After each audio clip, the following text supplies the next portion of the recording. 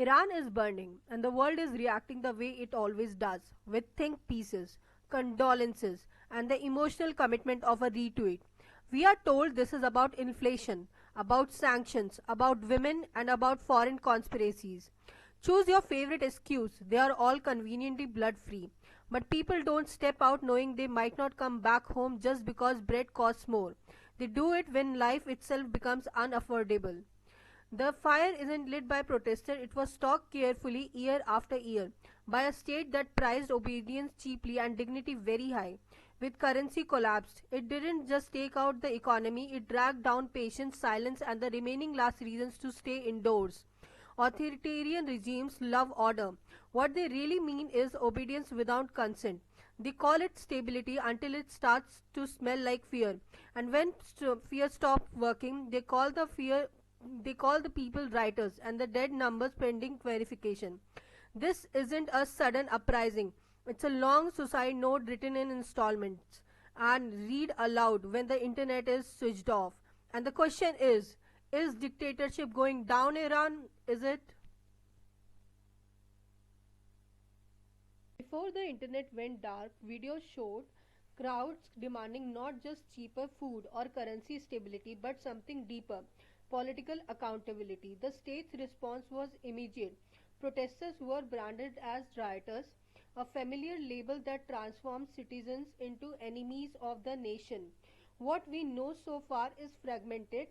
TRT reports 38 deaths, Reuters confirms 25, while Economic Times places the number closer to 42.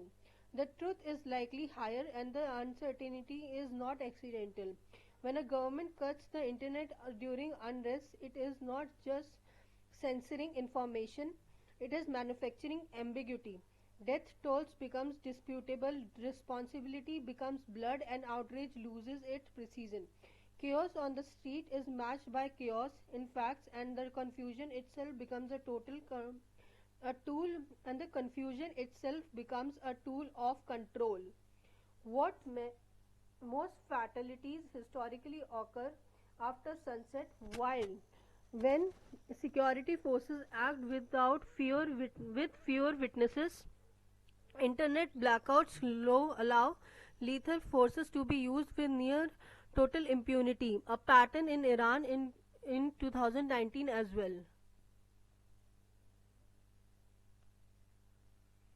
At the surface, the immediate trigger for the protests is economic collapse. International sanctions, especially on Iran's oil exports, have strangled state revenue in a country that survives on energy income. But sanctions alone don't explain the scale of rage. Years of regional conflict have drained foreign reserves, while mismanagement and corruption have hollowed out the domestic economy. The result is a state that still funds security and ideology but can no longer sustain everyday life. When an oil rich country cannot protect its currency or stabilize prices, protest becomes not an ideological rebellion but economic survival. What's not what's not mentioned but matters is also the fact that the sanctions hurt ordinary people fastest, but the political elite and the IRCG linked businesses are often insulated through black markets and the privileged access to dollars. This unequal pain intensifies public anger. The numbers are staggering. $1 now equals roughly 1.4 million rials. Inflation across 52% by December 2025, and food prices surged nearly 72% year on year. This isn't abstract economics, this is hunger, medicine shortage, and families choosing between rent and food. Sanctions may be decided in foreign capitals, but inflation is felt in Iranian kitchens. Every year, every rial lost strips dignity. Every rial lost strips dignity, independence, and hope. When inflation reaches this level, protests stop being political choice. It becomes an economics reflex. What what's not again mentioned in the news and matters a lot is the fact that the wages have not increased anywhere near inflation, meaning the real income of Iranians has collapsed. Middle class households are falling into poverty, historically the most volatile groups in any society in the world at the moment. As the first many Iranian protests, what began as an economic revolt expand into a broader social uprising, women emerged at the center chanting Zan Zindagi Azadi, a slogan that never disappeared after 2022. Economic despair and cultural repression are inseparable here. For younger Iranians, clerical control over dress, behavior, and public life feels like an extension of economic suffocation. When survival is already uncertain, moral policing becomes intolerable. Women visibility in these protests is not symbolic, it signals what that this movement is about dignity, autonomy, and the right to exist without the constant surveillance.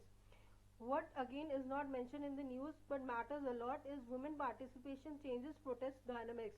It widens legitimacy and makes repression more politically costly, which is why regime reacts faster and harsher when women lead. The state responded the only way it knows how. Source force. The state responded the only way it knows how. Force.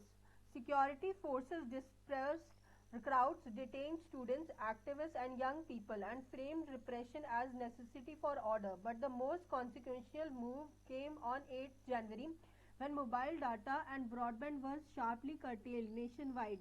This digital blackout wasn't about restoring calm, it was about isolating resistance.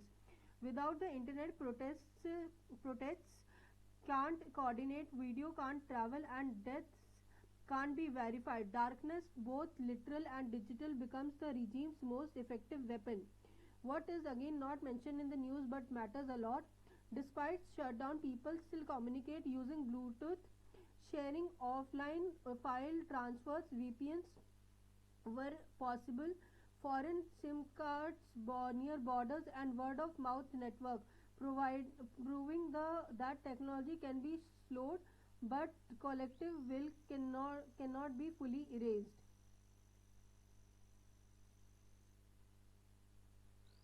So big picture here is Iran's protests have lasted over 10 days not because of momentum alone but because desperation has no deadline, and they are likely to continue not endlessly but repeatedly until the gap between the state power and the lived reality becomes unsustainable.